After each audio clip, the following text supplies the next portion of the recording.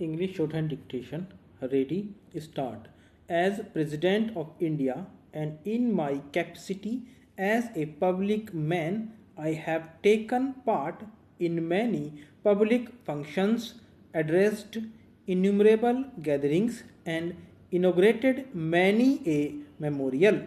But I should not hesitate to confess that I am so intimately connected with the memorial to inaugurate which you have invited me today, and also with the young man in whose memory it is being raised, that I am finding it hard to suppress my emotions without taking into consideration the experience and age of those who participated in the 1942 movement in Bihar. I must say that all of them were and are my colleagues, since I too had the privilege of taking part in that agitation.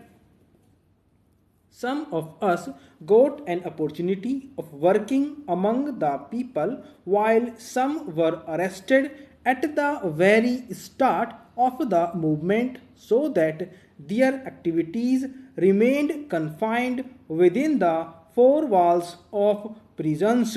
But some of us whose patriotic fervor raised them above the distinction between life and death became targets for bullets during the very first phase of the agitation, and thus died a hero's death.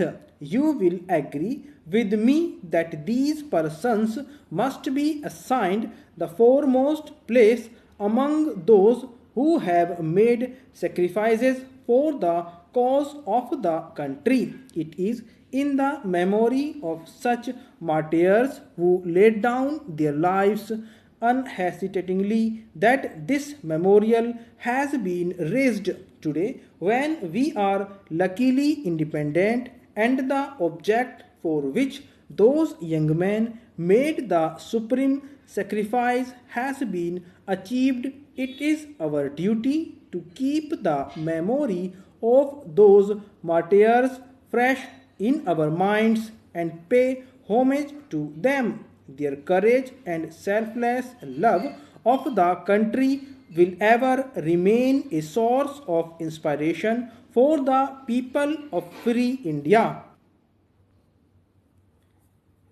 I still remember how the rejection by the British of the Indian leaders' demand had sent a wave of indignation throughout the country. Mahatma Gandhi and other nationalist leaders knew about the popular feeling in the country.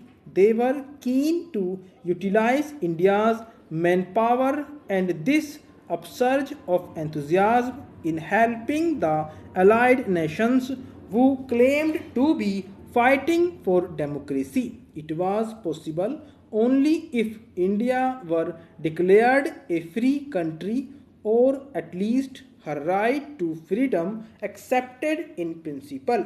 Unfortunately, the government of the United Kingdom failed to rise to the occasion. The British authority decided to suppress by force the Indian people.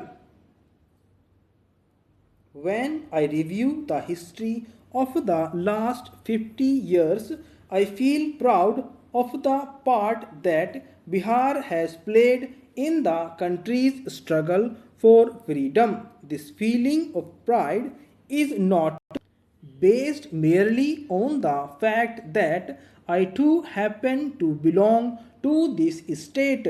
The real reason for it is that I have been personally familiar with Bihar's public life and its movements during this half a century. It would be no exaggeration if, in all modesty, I say that my familiarity with Bihar's public life is not that of a distant observer, but of one who has always been close to the political scene as an active participant in the drama of public life as it unfolded itself from time to time. We can feel proud of the fact that the first experiment in the technique of satyagraha was conducted by Gandhiji in Bihar.